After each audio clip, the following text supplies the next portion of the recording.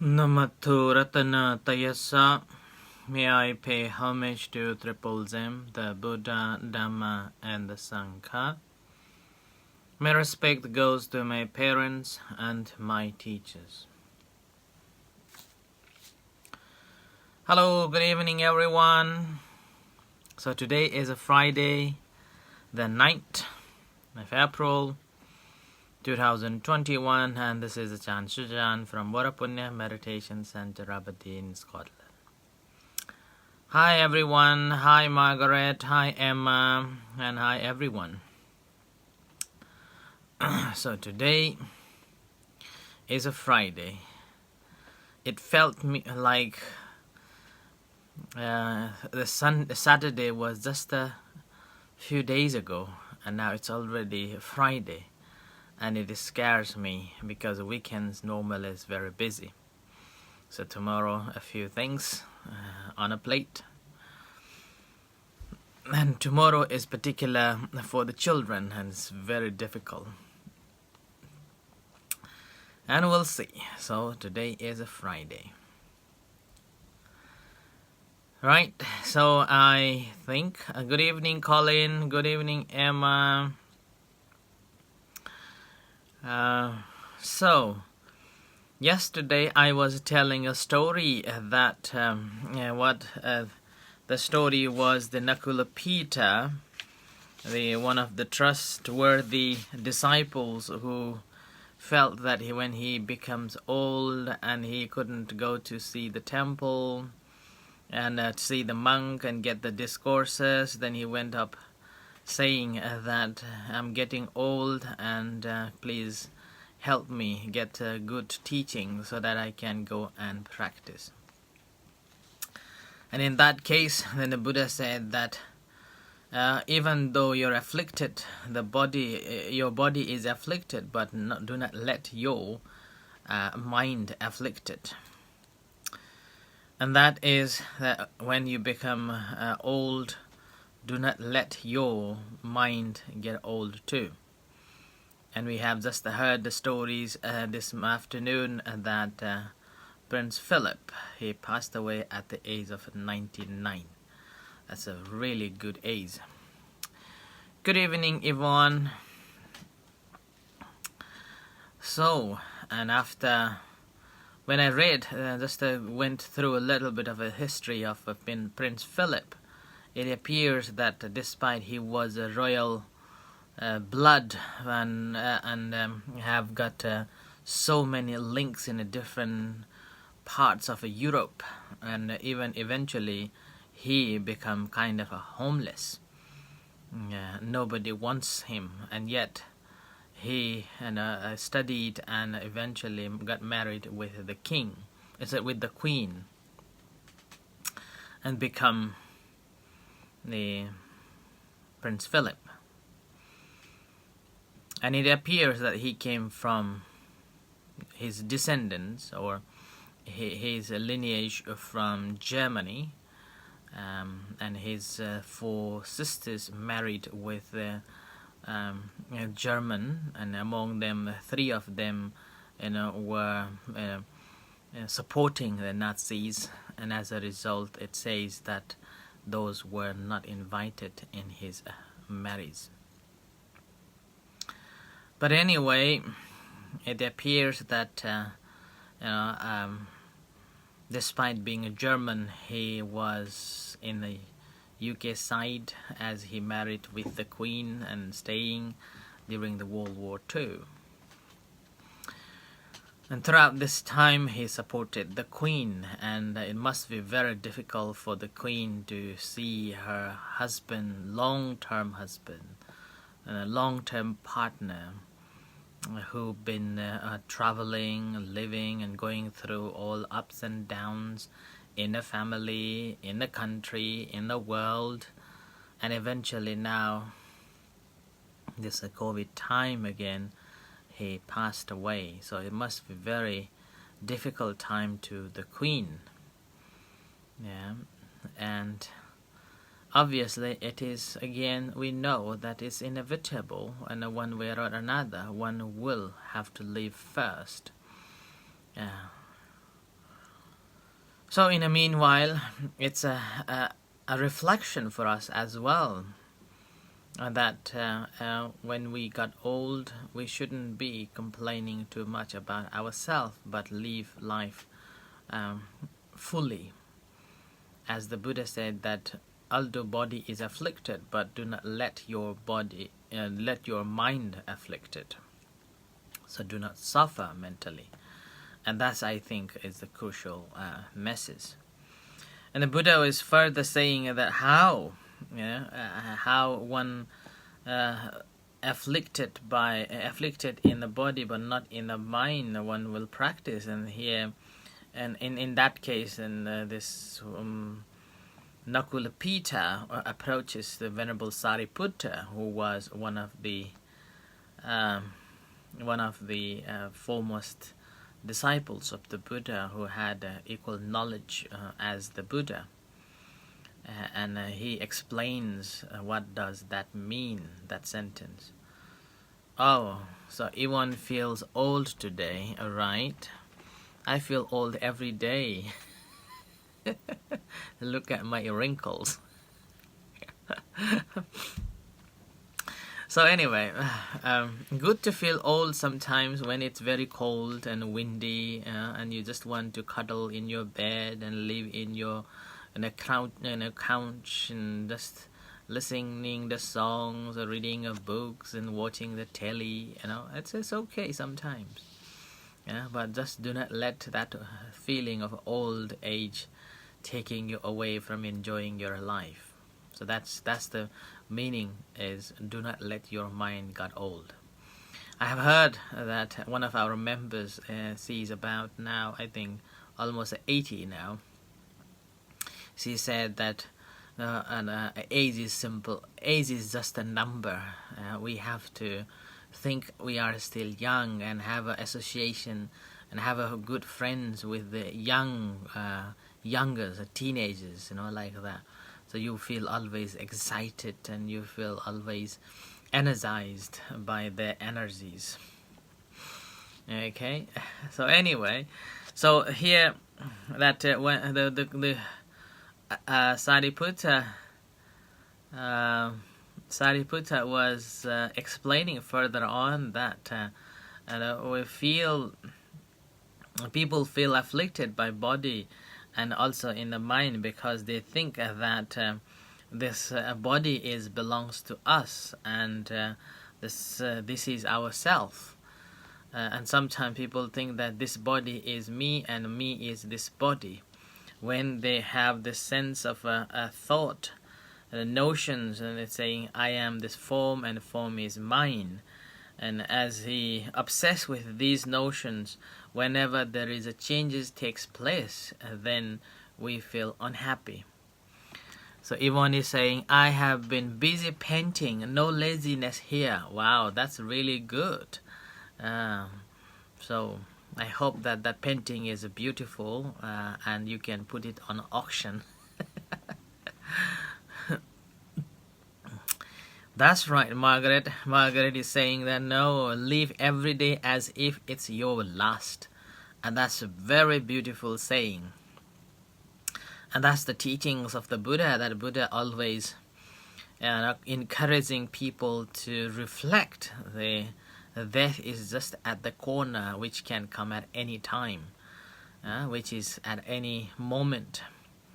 There was one, I think I have told this story, that once Venerable, the Lord Buddha asked the Venerable Ananda, who was the attendant, asking that, how many times do you reflect on death? And Venerable Ananda replied to the Buddha saying that, 7 times a day. And the Buddha said, that's not enough. That's a life of living heedlessly, mindlessly. One should reflect and recollect death every breath. And some of you may have heard me saying that when a breath comes in and say that I don't want to get out, then you are dead. When breath comes out and doesn't want to get in, saying that, this is disgusting body, and I don't want to get in, so we are dead too. So that's why every breath is basically we are having a new life and we are having a dying, but because of the continuity, still we are surviving. Okay, so that's why Margaret is absolutely right that we have to live our life fully, thinking that this is probably our last time.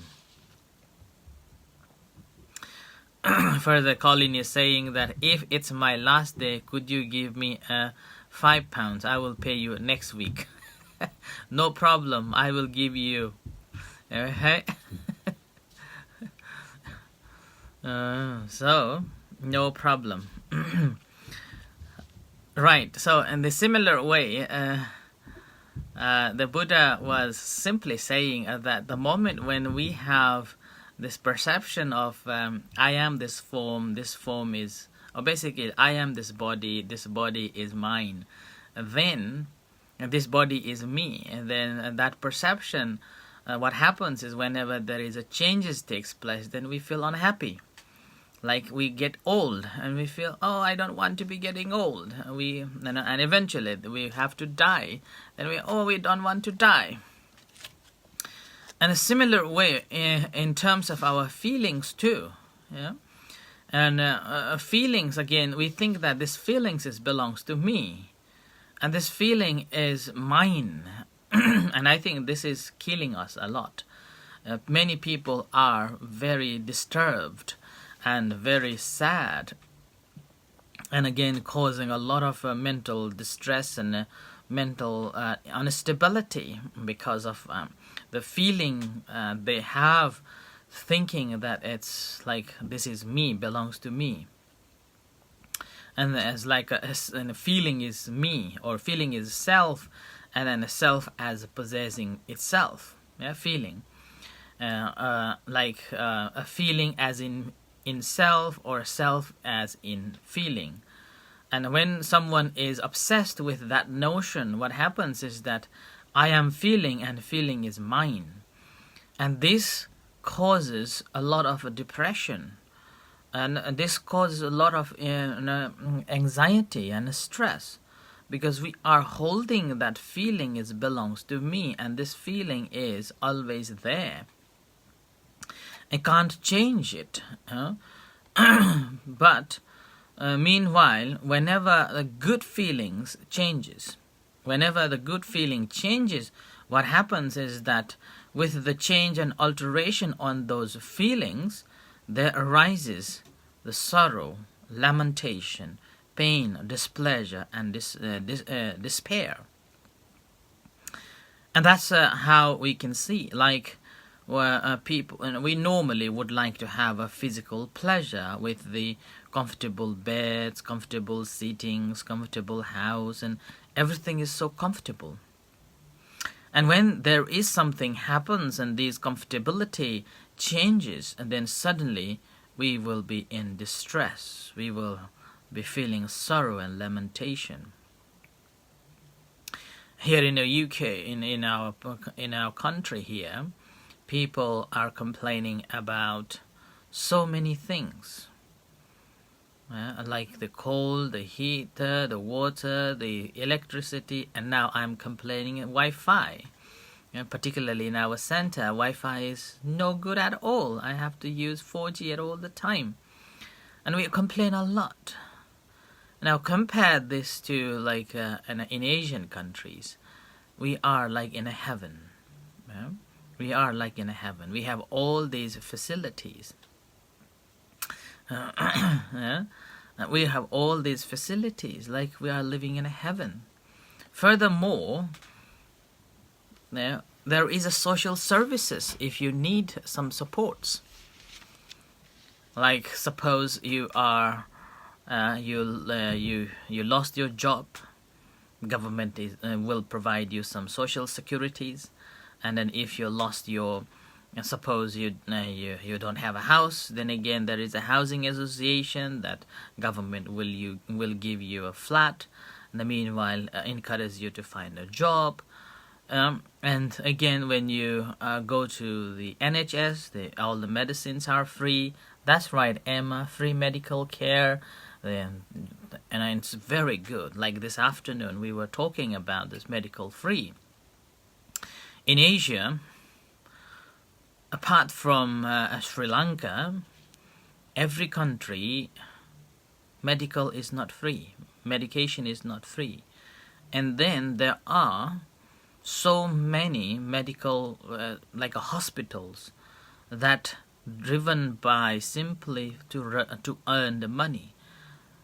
And whenever you have even a small fever and then you feel unwell and you go to these private hospitals, and they immediately will put you into so many checks and so many scans, and that basically ripping off all the citizens.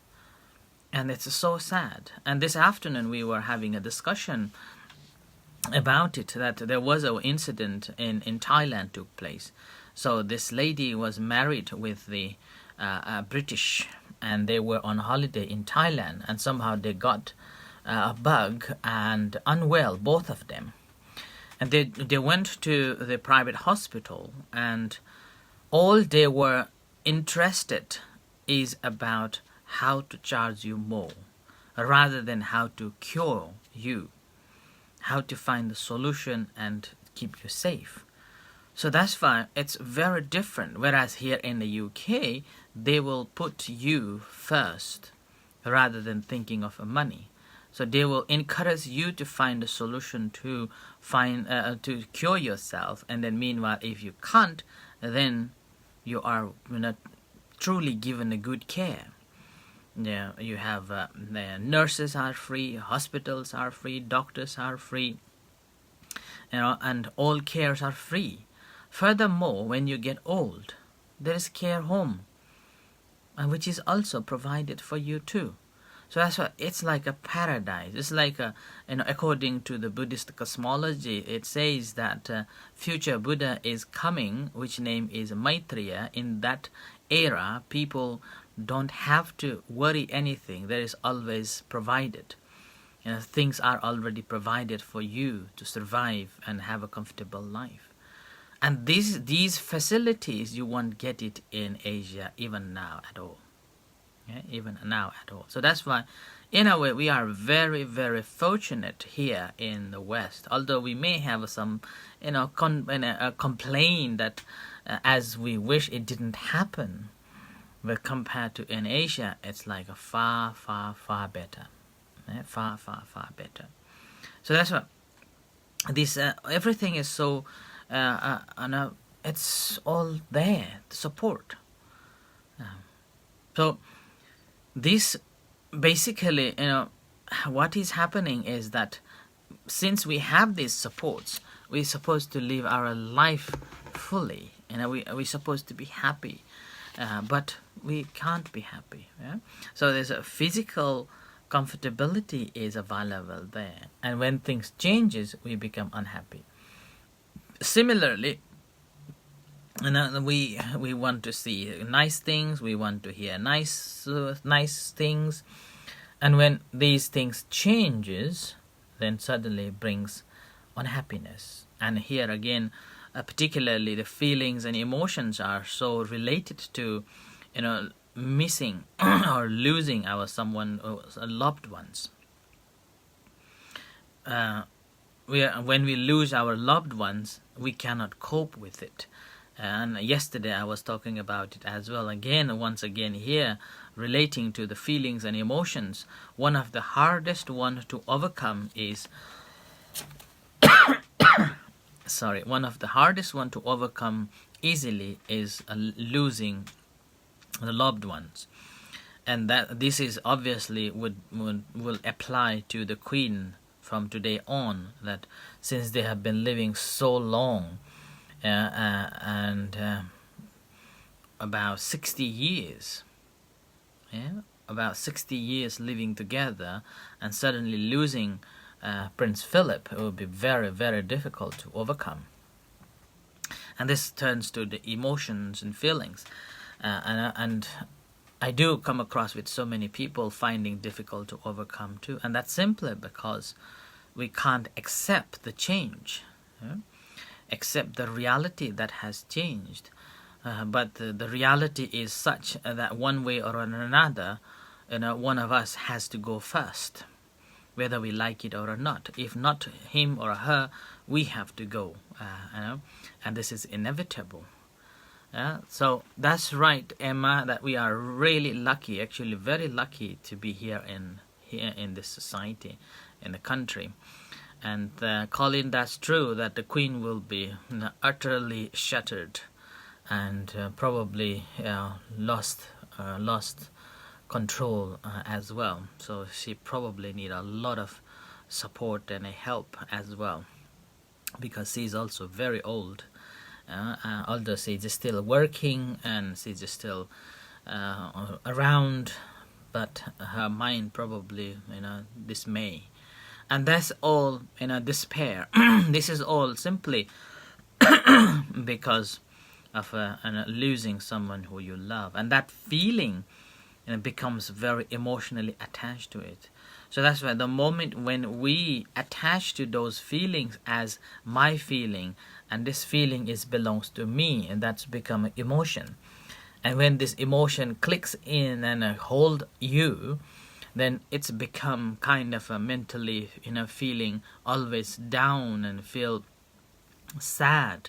And it's very difficult to overcome. And this can be overcome by understanding that this is a natural reality, that we have to face it one way or another. This separation is inevitable. It is there because death is certain, our life is not. And since death is certain, whether we like it or not, the separation is destined, and we have to accept it. And with that, what happens is that our feelings, rather than we are taking it as our feeling, rather than thinking that this feeling belongs to me, we see it that these feelings has arose because we have lost someone who we love, and we love, and a person who we have a good affection with, and suddenly due to some reasons they have to leave first. Then we are having those feelings and emotions. Once we have understood in this way, we will be able to leave it. So we will be able to leave it and let go, and understanding that, okay, this is happening. Like yesterday, I was talking to one of our members who lost her father 3-4 months ago, and I did a funeral service for the family. But due to the COVID-19, she couldn't travel to the funeral service. And as a result of that, they have this a feeling that their father is still alive, and then every week on a Saturday, she wants to call her father to say hi, hello, how he's doing. And every Saturdays on the same time, the mind just simply clicks in, and then realize, after pressing a few numbers, realize that, oh, father has already died. But meanwhile, she was dreaming about the father, that father is still alive, and sometimes he was taking her father to the hospital. Other times he was talking and giving authority to someone to look after, like that. And she was going with that, and all these dreams were coming to her, and she was feeling really sad. So that's why I listened her stories, and I told her that I know that it's very difficult to accept the father passed away, but the reality that we have to come to terms that he has left.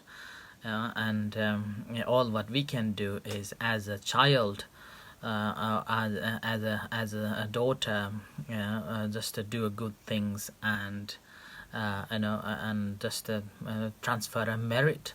According to Buddha's teachings, we all can do only one thing after someone who we loved passed away, is to perform good things and transfer a merit on behalf of them, wishing that may they live in a good place.